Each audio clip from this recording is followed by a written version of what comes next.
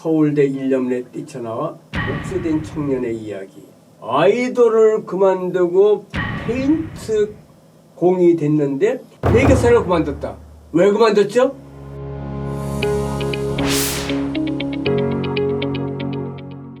네, 반갑습니다. 제가 전번에 여러 번 강의를 했고요. 오늘 또 제가 강의를 하겠습니다. 송인서입니다.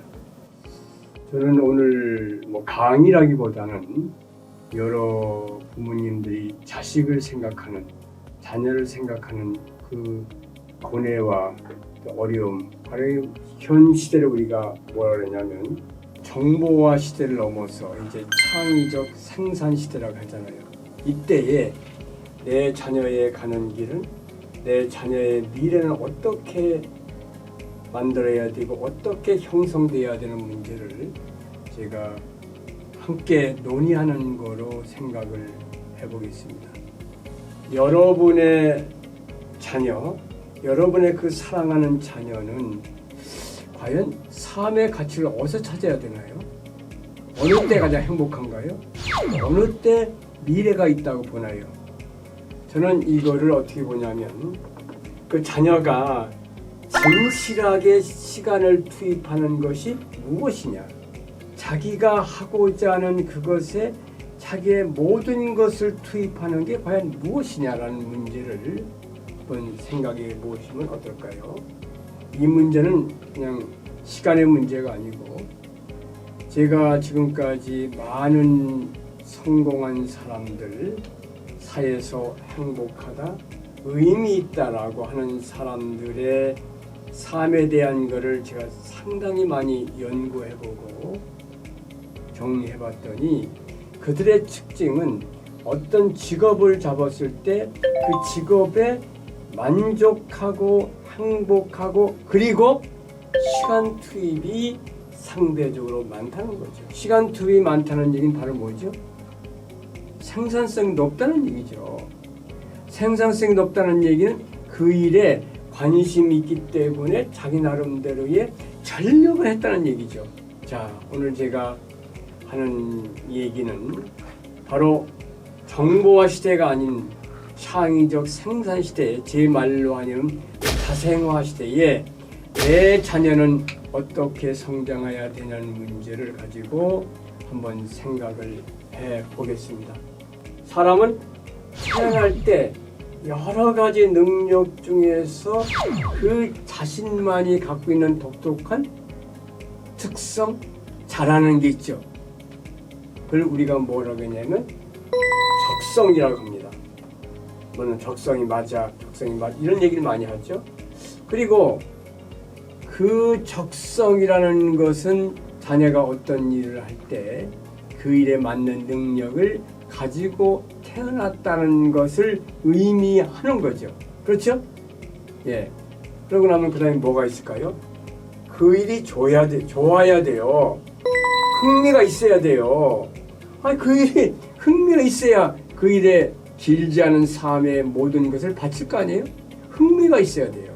그렇게 되면 그 일의 전체에 대해서 자기 나름대로의 어떤 성취가 있게 되고, 성취가 있다는 얘기는 자기의 만족을 할 수 있겠고 행복을 할 수 있는 거죠. 자, 오늘은 제가 이 문제를 가지고 한 3가지 예를 들어서 좀 설명을 하겠습니다. 자, 자녀는 적성이 어떠냐, 미래 직업에서 흥미가 어떠냐, 그리고 그 일에 대해서 자기의 모든 것을 시간을 투입할 정도로 몰입할 수 있는 직업이냐.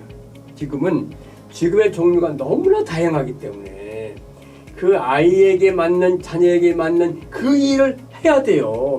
그래야 좋아할 거 아니에요. 그래야 행복할 거 아니에요. 그래야 물질의 대우를 받게 되고, 그리고 또 자기 나름대로 시간을 몰입하고 그 위에 나는 행복했다라는 문제를 가지고 이제 자녀가 성장하는 걸 여러분들 기대하시죠. 오늘 그래서 이제 제가 여러 군데서 본 거를 종합해서 몇 가지 이제 말씀을 드리게. 첫째는 뭐냐면 서울대 1년 내 뛰쳐나와 목수된 청년의 이야기. 이제 재수를 해가지고요 서울대에 들어갔어요. 근데 이제 보니까 서울대에 여러 가지 활동, 뭐 의대도 갈 수 있고 여러 가지로 갈 수 있는데 그게 이제 적성에 안 맞는 거예요. 그리고 학교를 다니다가 1년 만에 학교를 뛰쳐나와서 목수의 길을 택한 30대 청년의 이야기. 이 청년이 뭐라고 하냐면 스스로 내 삶에 대해 책임지면서 살아가고 있는 이 삶이 현재 의사가 안 되고 목수의 길을 하는 이 삶이 너무 좋다. 이게 삶 아니에요, 이게요? 이 친구는 이제 2012년에 서울대 자유전공학부를 입학한 후에 서울대 의대를 포함해서 모든 대학에 가능한데 가만히 생각해보니 이게 안 맞는 것 같아, 자기하고요. 사람들은 이제 물론 집에서도 이제 얘기했겠죠. 많이 권했겠죠, 의대를 가라고.